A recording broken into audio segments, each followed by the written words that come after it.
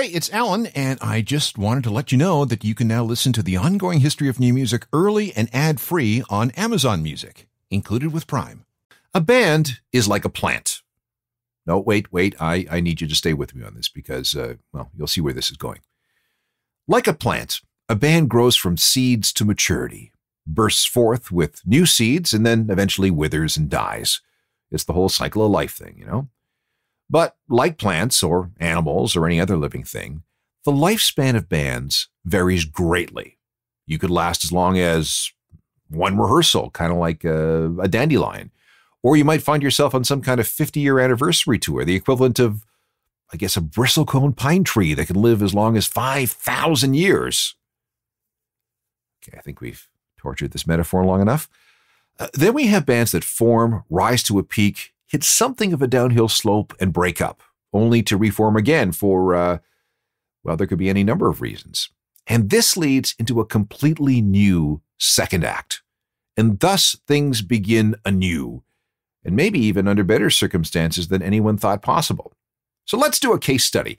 Let's have a specific band deconstruct their journey from formation to breakup to reunion. This is the history of Alexisonfire, in their own words. This is the Ongoing History of New Music podcast with Alan Cross.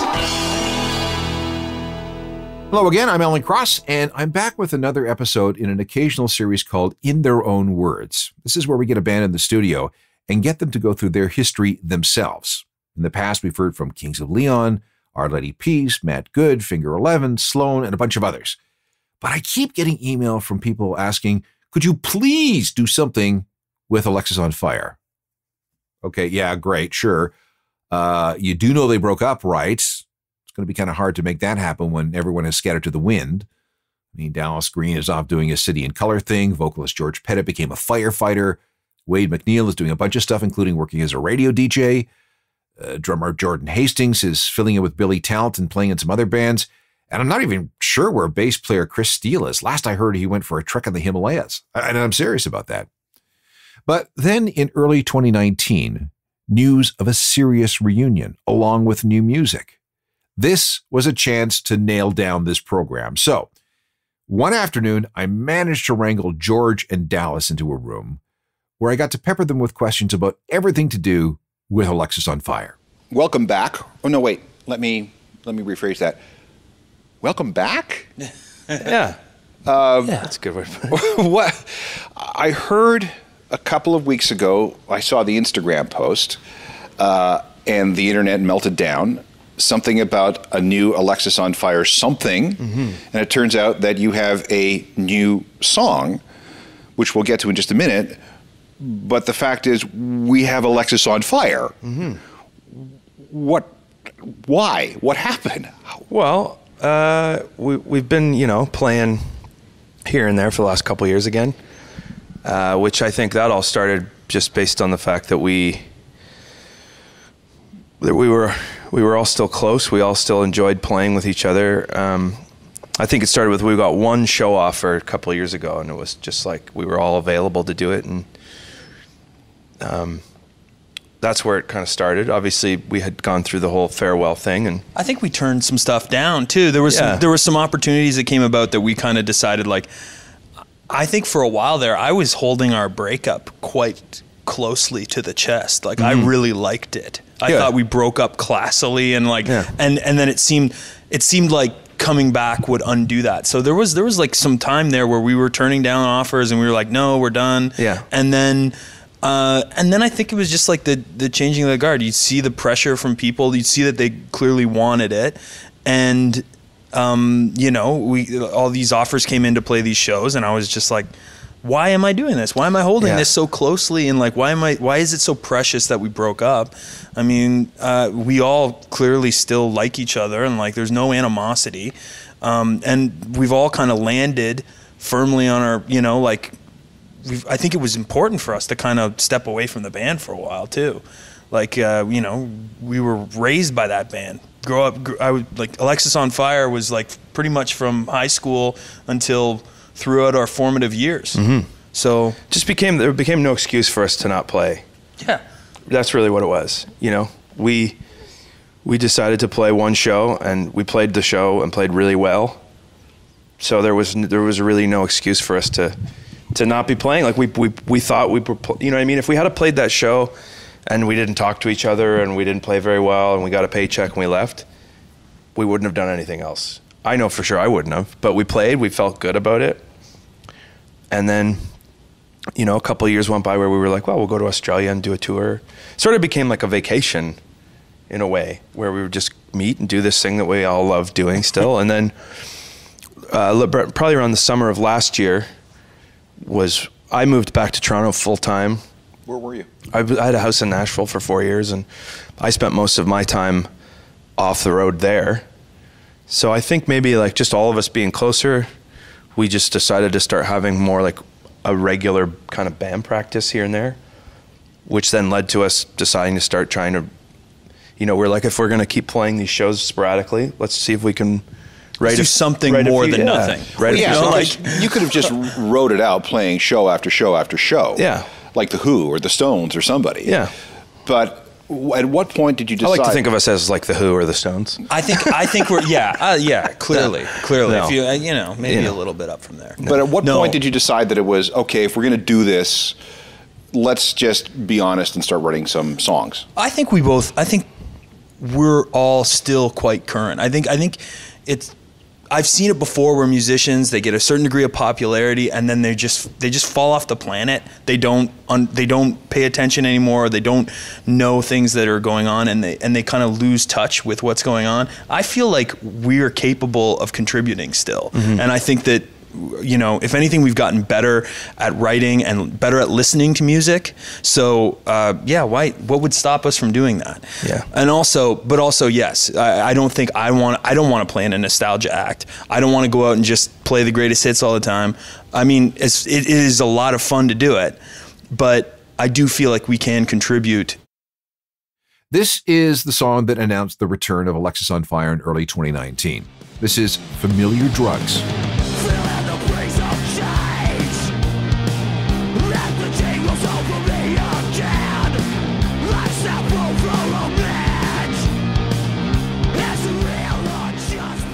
Alexisonfire with Familiar Drugs from February 2019, the first new material from the group in about 6 years, and the first song from what appears to be the second act of their career.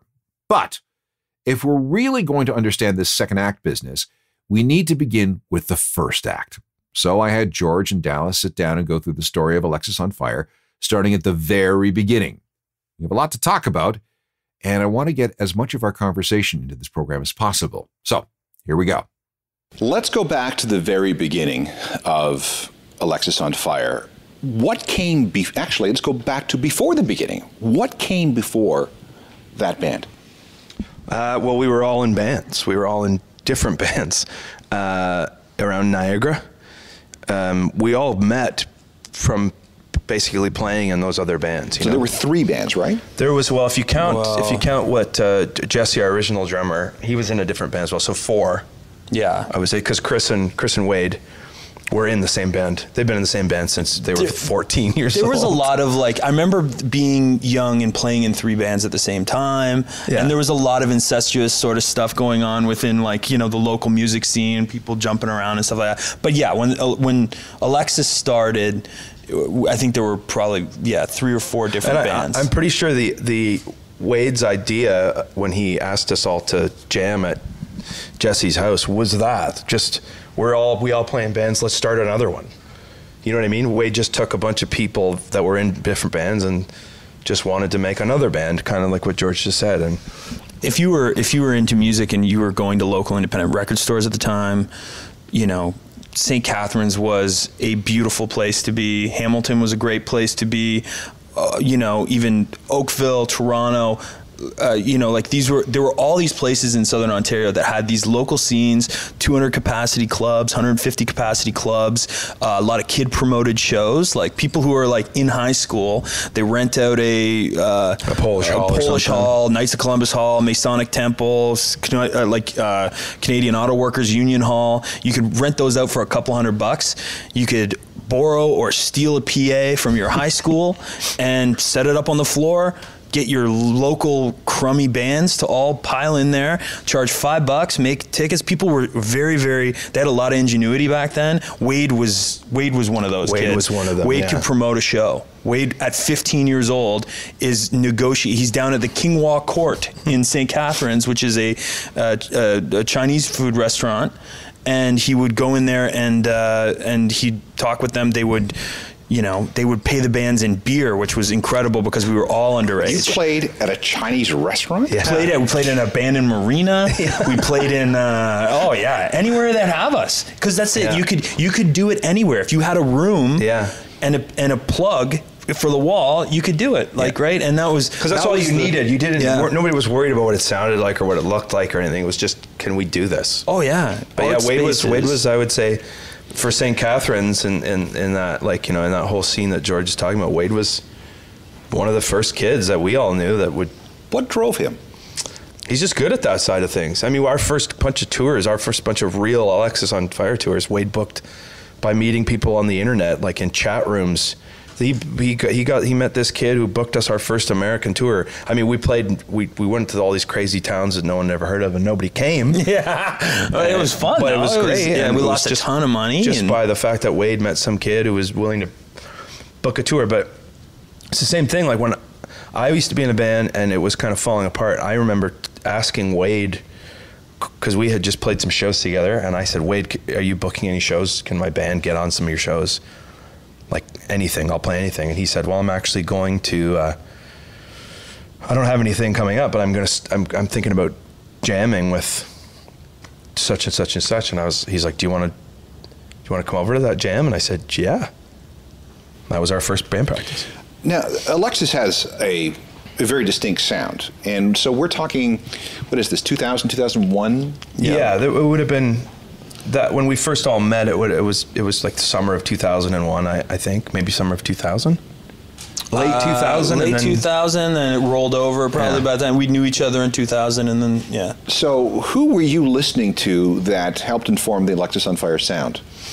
Well, because emo was not a thing, screamo was not a thing. It was all in these little pockets, and if you could find it, that was the thing too. If you were into that kind of music, you would do your best to find it, and then you would find the people who were into it too. Oh yeah, the biggest bands that were playing the style of music that we were playing were, maybe they'd play at the Cathedral downtown Toronto to 150 kids. It wouldn't be sold out or whatever. It'd just be like maybe if that. A lot of 80-person shows and stuff like that. And George and I met Liam from the Cancer Bats in line at a Converge show? Probably, yeah. Right? Yeah. Did we not go? Was it a Converge? Remember we were in line to go see some band. We drove, and that's where we met Liam, because that's when he was in Vincent Black Shadow. Remember, and then we went to some Elks Lodge to go see Vincent Black Shadow play one time. So it was just that, right? So you just found the people that were into the same stuff as you. So it was all, we were all listening to sort of give me some bands. Okay. Well, we would, and this is where the sort of amalgamation, I think, of sounds would come in. I was definitely listening to stuff that was a bit more on the melodic side. Weird, right? Yeah, but you had heavy metal chops as well, and there was certain stuff that you expect, like none of us were listening to the Melvins. Right. You were listening to the Melvins, right? Or Converge. I was a big Converge guy Converge. too. That Converge, I think we all kind of came to together.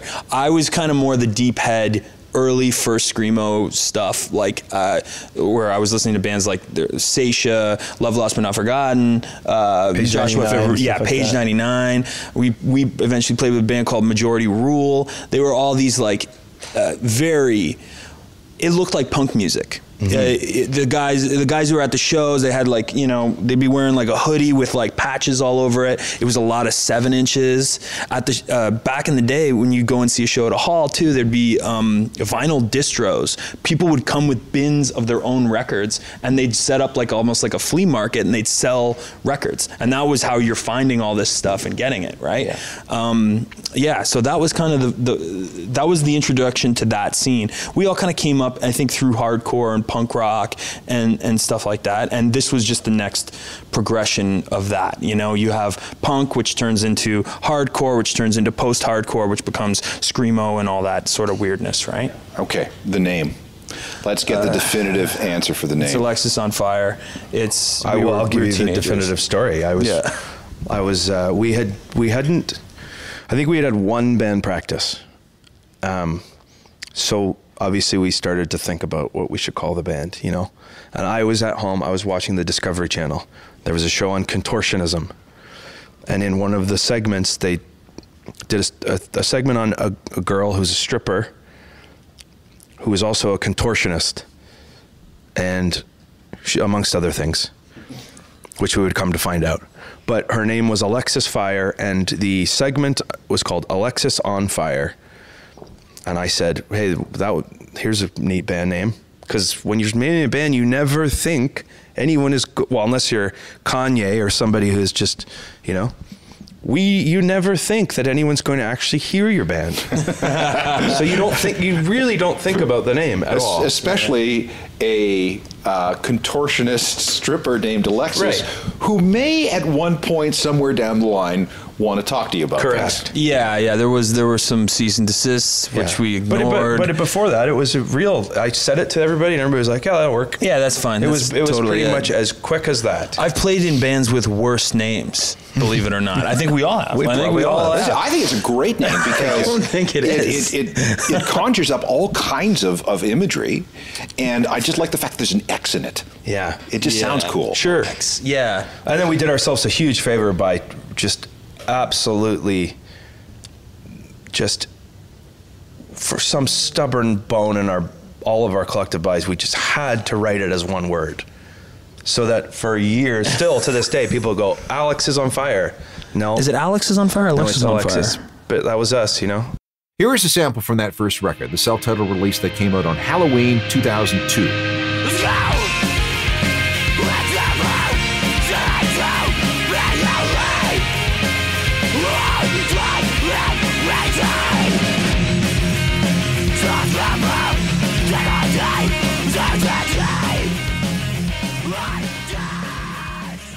So you put together a bunch of songs, and at that same time, somebody is thinking about starting a new record label.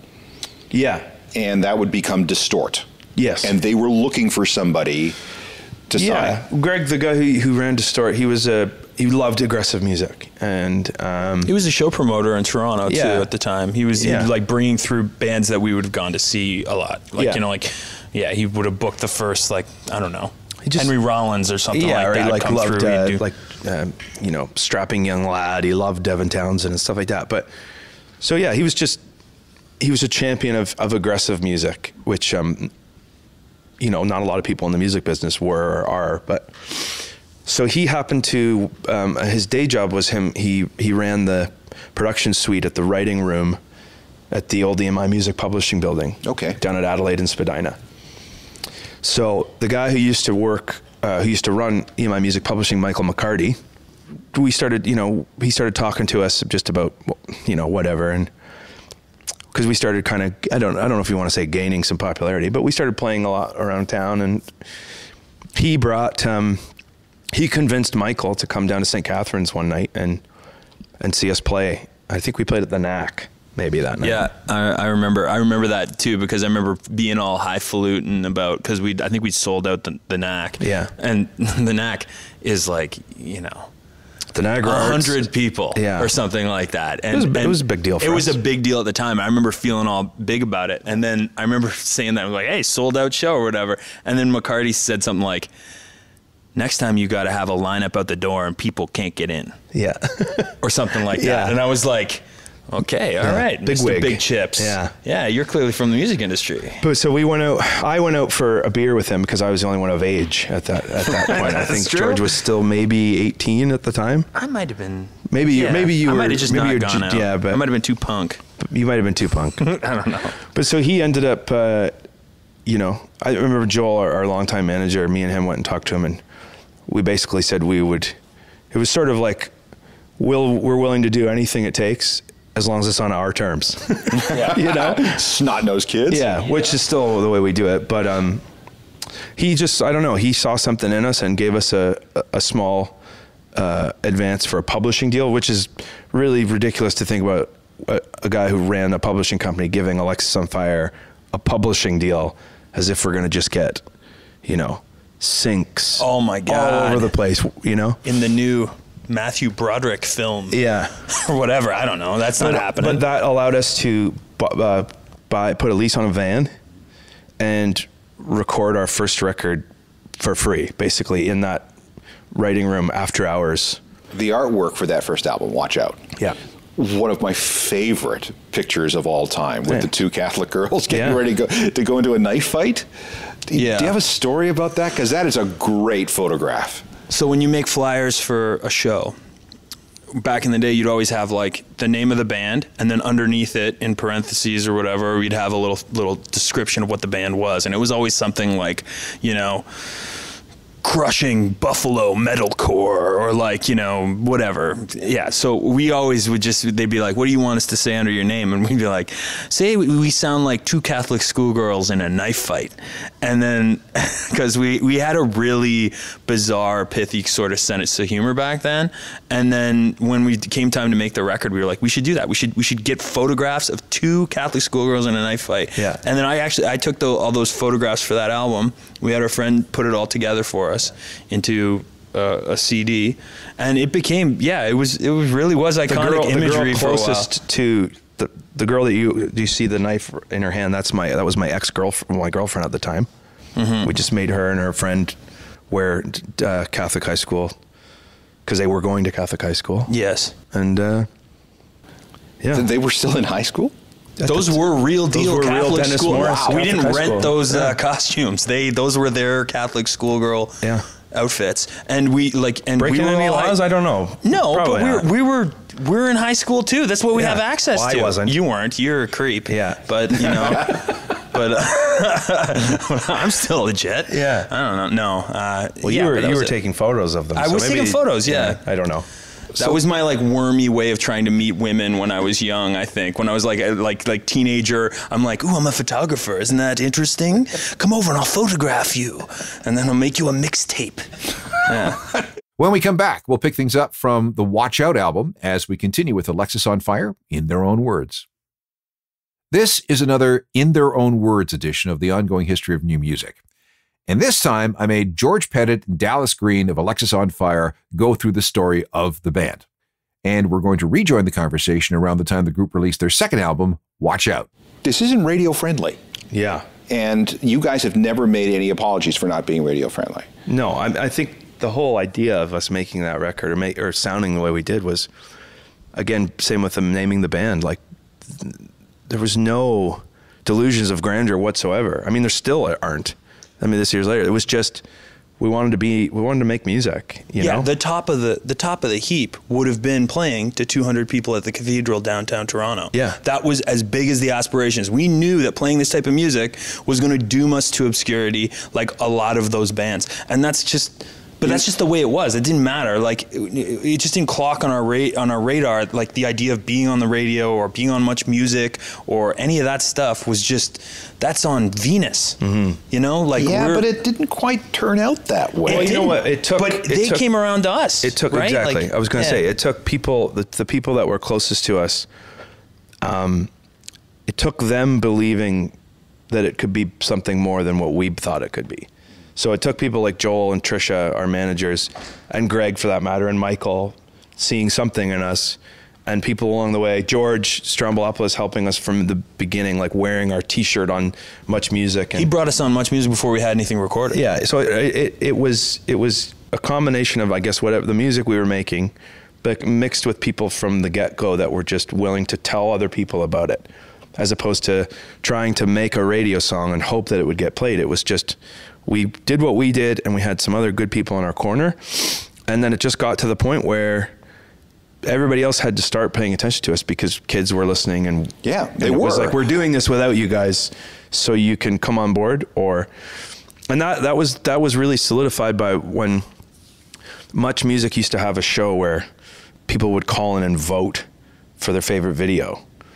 And it was always like the popular song. But when we made our first music video, one night, our video got to number one. Which was that? It was Pulmonary Archery. It was our first music video. And that was really like, that was the night where everybody was just like well, I guess this is the one that won. We have to play at number one. And it was like, that was sort of the moment where I think the music industry and the radio and all that were kind of like, well, people like this band and we're not doing anything about it. Well, here's the thing about Much Music back in the day is that it linked a kid in St. John's, Newfoundland with a kid in Yellowknife. Yeah. And you could turn it on and see an Alexisonfire video and go, that sounds like I feel. Yeah. And it's... It did the same thing for us. Exactly. Yeah.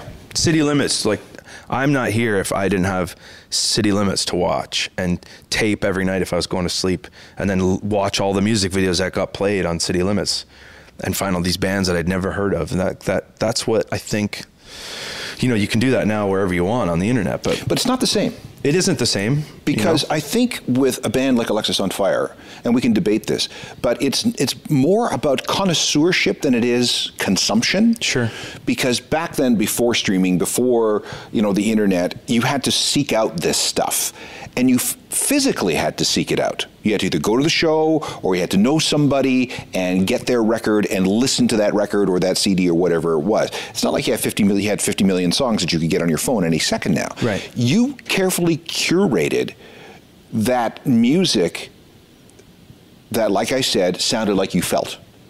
Yeah, and you invested in it. And I think that something that we always try to make clear too is that, we just happened to be the band that got the opportunity for that. Do you know what I mean? We never looked at ourselves like we were changing the game or we were the best band doing this sound. We just happened to be the band that got that video and we had a bunch of open doors and you were in the right place at the right time. And that's a lot of it. That's a lot of it and that's the aggravating thing about music in general is that you do have these incredible bands that either fall by the wayside or people forget about them or they never make it to that level. Mm-hmm. And it's not for lack of hard work or talent. It's just they were never in that right exact spot at the right exact time. And we just, we made lightning strike, that's what happened with us. Not to turn this into a rant about Canadian music, but we do, as a culture, I think we tend to prop up not necessarily the best of our culture. We prop up what's palatable and the big, and we tend to throw away the best stuff that we make as a culture. Yeah. I don't know. So we were lucky in that we didn't fall through the cracks. But one turn, we play the wrong show. We don't meet Greg Below or Mike McCarty, or our Video Fact grant ends up in the wrong table in the wrong place, gets denied, or any of those things doesn't happen. And you're not sitting here talking to us.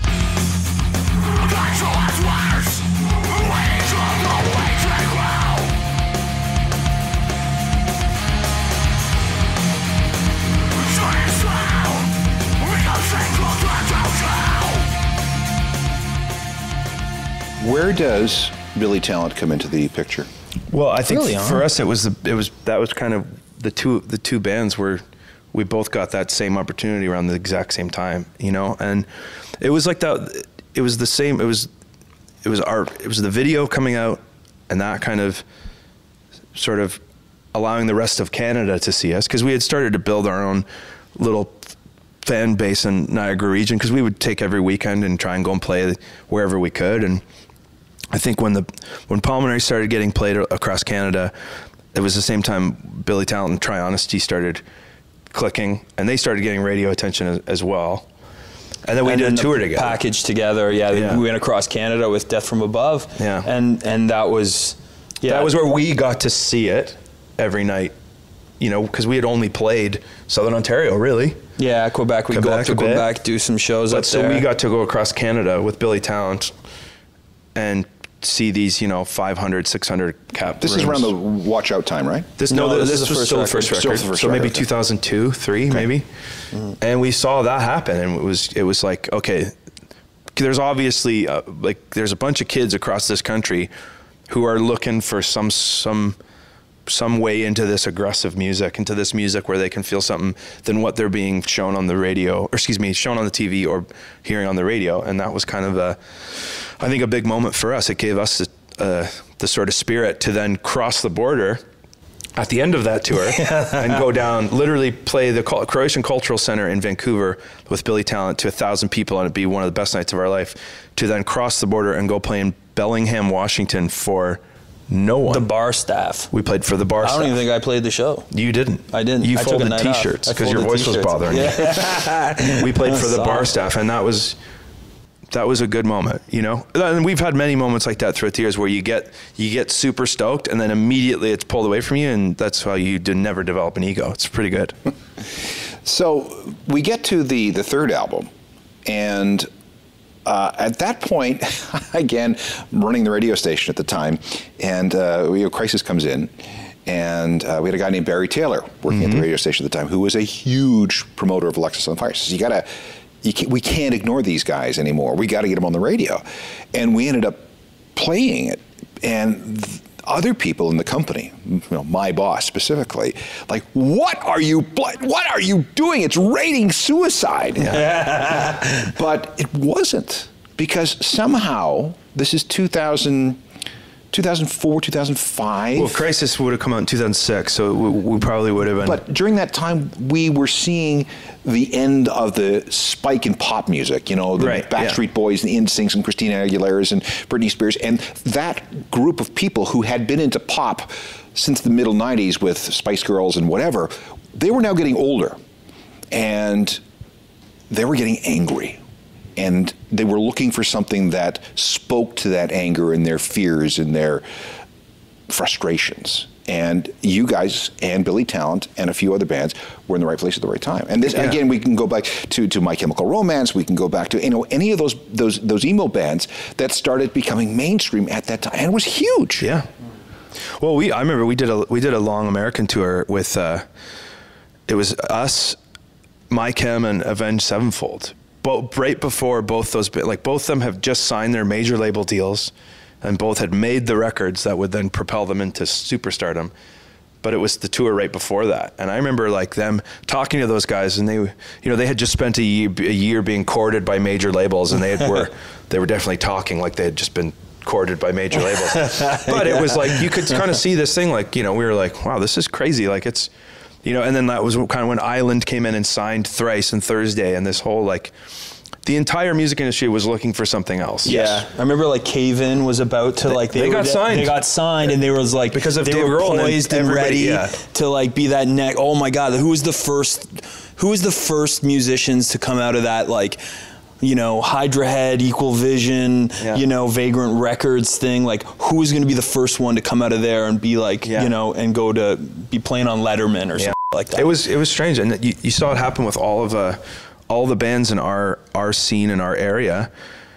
Every band that was kind of doing something all got signed by the really big American indie labels.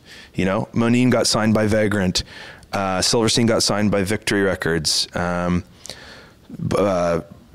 Who else was there? The End got signed by Relapse. We got signed by Equal Vision. It was just everybody was trying to look for something, and like you said, we just happened to be there when it was happening. And I think the other thing too that we don't give ourselves enough credit for is we had the resiliency and the drive to do something with every opportunity we were given, because I think a lot of it is you get an open door. It's what you do once you go through it, I think. You know what I mean? Yeah. Because a lot of the times you can just make the wrong decision or have something thrown in your face and just say, all right, I'm done with this. But I will say this in full humbleness. Alexisonfire delivers. When it comes down to the moment, if we need to do something. Can you quote George on that, please? No, but it is no, it's true. we haven't botched anything. We've been given opportunities. You play in the Much Music Video Awards. You get a gigantic stage to yourself. We do it. Yeah, we know how to do it. And so that's, I don't know. Yeah. We deliver. Fully humble. I know, that was a joke.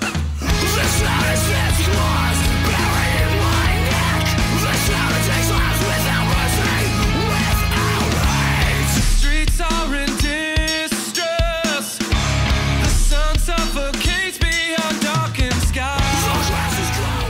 On August 22nd, 2006, Alexisonfire released their third album, and it went straight to #1 on the Canadian album chart, selling more than 20,000 copies in its first 7 days. Nobody in the industry saw that coming.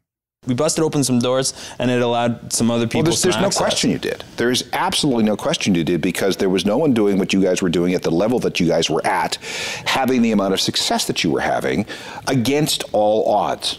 See, I think too, going back to what we were just talking about, I think if we had have felt that way back then, we wouldn't have continued to try to make better music or outdo ourselves. Like, I think that it's a very Canadian humble thing. Well, but I don't think. Yeah, I think it's kind of a cutting your friends up sort of thing too. I think anybody walks into the room with Alexisonfire, you feeling a little good about yourself. Yeah. Guess what? Yeah. You're stepping into the got no piranha chance. tank, my man.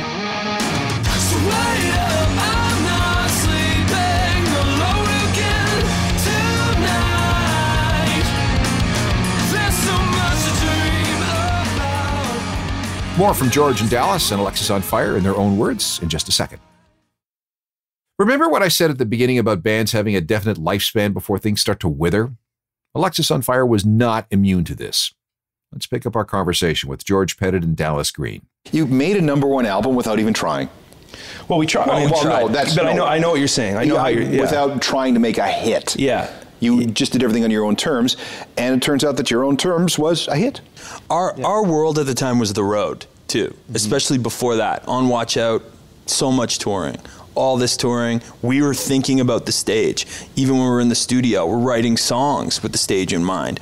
When we're writing a song like, This Could Be Anywhere in the World, I can almost hear how the crowd is going to react to that. Because we'd got that on Watch Out. We had a song, we had a song like Accident, which had a huge crowd participation. We had songs like Get Fighted, crowds clapping and singing along. Yeah. And that felt so good that, you're making that we made that in mind with Crisis. Yeah. And so, yeah, as much as we want to talk about how we were different and all that stuff, there was a pop sensibility to what we were doing, I think. Well, we were getting better at it. Yeah, we were writing choruses. Yeah, and we were writing, we were writing things that you can imagine people singing back at you. Yeah.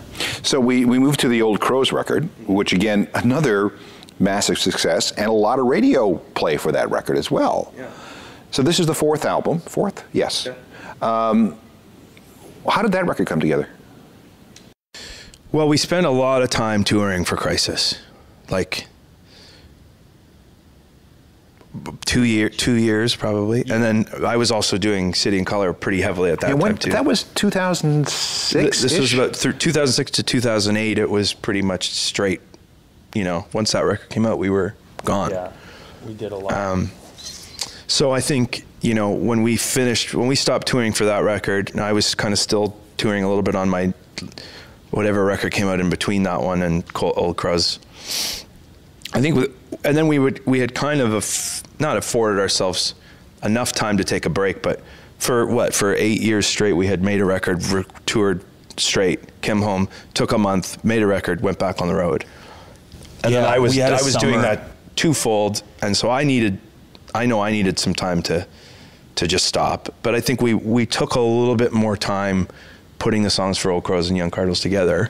Yeah. But there were more choruses on that record. Yeah, yes. I remember we had it down. We were recording demos we were recording, we were in the jamming at the Insulation Factory. Yeah. We were in the back, we had a back room rented at an insulation factory. In St. Catharines. It's an actual we're probably insulation all factory. getting insulation, We're probably all going to get mesothelioma, I think, at some point. Yeah, there's a class action lawsuit right now going through. No, but we did that, and we're recording demos of the songs and really kind of chewing them up and thinking about them, dissecting them, self-editing a lot more. And then there were changes. Coming down the pipe. I was attempting a different style of singing.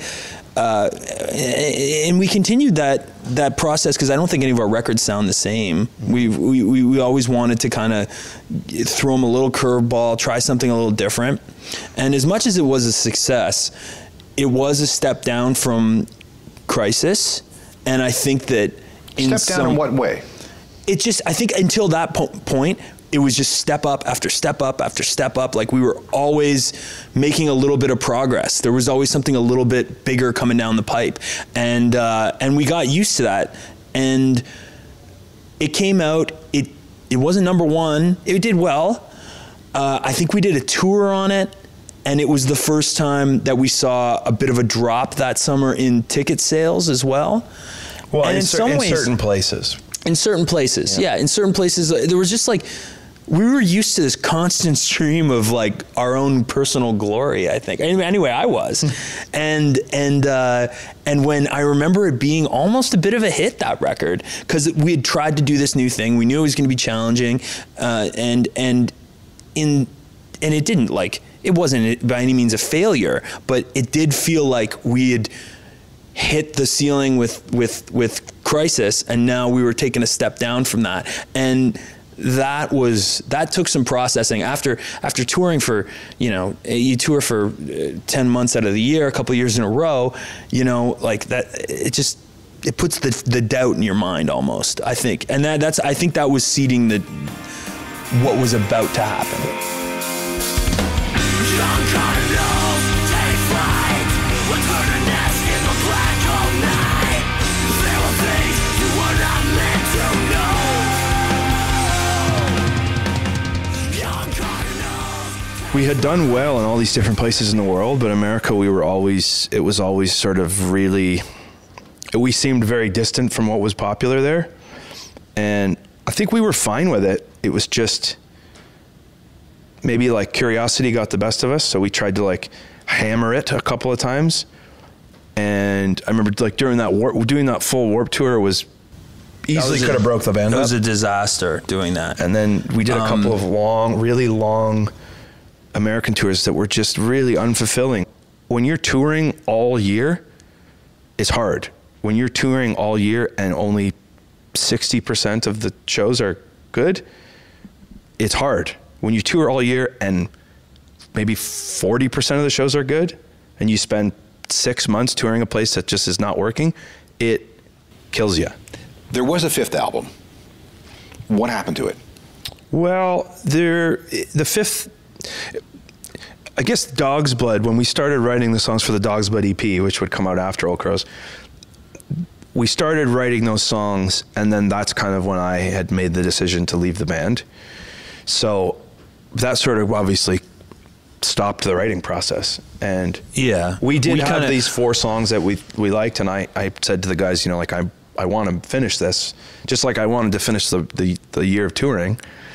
So that's really the story, is that we were starting to write new songs, and then I left the band. Yeah. And then I think we attempted writing without Dallas for a heartbeat, where we were like, okay, well, we'll keep going. And yeah, I don't know. It didn't necessarily, I don't think that was going extremely well. I mean, we were coming up with songs, but it wasn't Alexisonfire. And we were just like, okay, well, maybe instead of us coming back and doing this bastardized version of the thing, maybe it's time we lay this down and stop it. And Wade had the opportunity to join the Gallows, so he went and did that.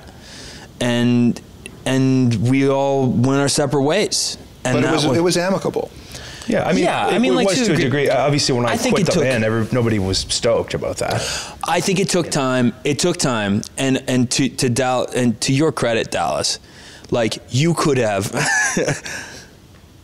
you probably should have left Alexisonfire 4 years earlier. No, I think. I didn't want to. No, I know you didn't want to. Everybody can say that, but that's the thing. Nobody understands that I didn't leave the band because I wanted solo success. I left the band solely because I wanted to do something else. Absolutely. And that's it. So absolutely. If I could have stayed in both, I'm telling you right now. I'm doing it again. I'm back. I know. I'm just saying, I'm doing TV shows at the time. Yeah, I know. My TV career takes off. You're gone. I might have been out the door. Yeah, no, I understand that. Wade, if the Black Lungs takes off, I understand that. Wade might be out the door. Yeah. Like that's like we'd been like you probably, and City and Color had eclipsed Alexisonfire at that point. And it made sense. Like, I'm sure you had people in your life who were just like, what the are you doing? No. Go and do City and Color. I will say this on a closing note. Again, I will say this. The proof of the matter of that is whenever I tried to pick up a guitar in that era, I couldn't write any more aggressive stuff. It just wasn't coming. And for me, the way I've always done things, I never force anything. I never make a record just because it's time to make one. I have to have the songs. And I just couldn't see myself writing songs. And then I knew that if I did stay, I would have been forcing it and it wouldn't have been good, at least on my point. But I did always say all these years that I haven't been doing it, people would be like, oh, you distance yourself from heavy music stuff. I said, no. If I write a riff, if I come up with something that, like if I want to play heavy music again and it's there, I know 4 guys who I can do it really well with. And that's it. And another thing, like now that the dust is settled too, I mean, like the breakup was the best thing to happen to all of us. Mm-hmm. It really was. That's why we're here doing it. It's why we're here doing it now. And also, like, yeah, just our lives profoundly changed. Every single one of us found something else. Mm-hmm. And that became, and we needed it. We needed that. Yeah. So I don't know. Yeah, there's no. So thank you. Thank you for leaving Dallas. You're welcome.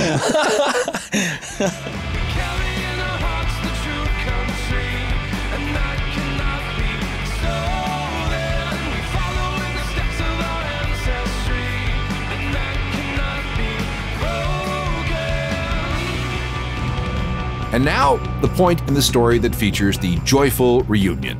I think we all needed to take a break from it, so it didn't get us to the point where we were at each other's throats and never wanted to speak to each other again.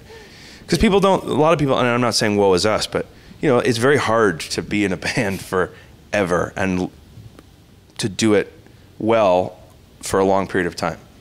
It gets difficult to live like that, Especially 23-year-old George bowling around in the world, playing rock shows every night, jumping off the stage is one thing. I'm still kind of doing that, just less and less. Yeah. But now, you have family involved. You have aspirations outside of music. You do things like that, I mean, I've got a son and a wife and a house that those are important things to me, and the idea of I wouldn't want to go back to 10 months out of the year on the road. That's not important to me. Yeah. But I do, but it's also like, I do still want to play. Yeah. And that's not going away. And once in a while, you kind of think it is. And then all of a sudden you're standing at the side of the stage and there's like 10,000 people that want to see you. And you step out there and it all just comes rushing back. Like we've carved this neural pathway through our brains through 12 years of playing music, stage every night, and it just comes back like that, like a snap, mm-hmm. So I don't know. I'm glad we're still doing it, and I'm glad. I hope I still get to do this in the capacity that we're doing it. And see, all that time in the van has set everything up for today, so you can do things on your own terms. Yeah. Precisely. And we're very cognizant of that and appreciative of it as well. Me personally, I was very, very happy to be able to come back to the band and play because, from the day when I said to everybody I'm going to leave, there was a part of me that thought that might be the end of this. You know what I mean?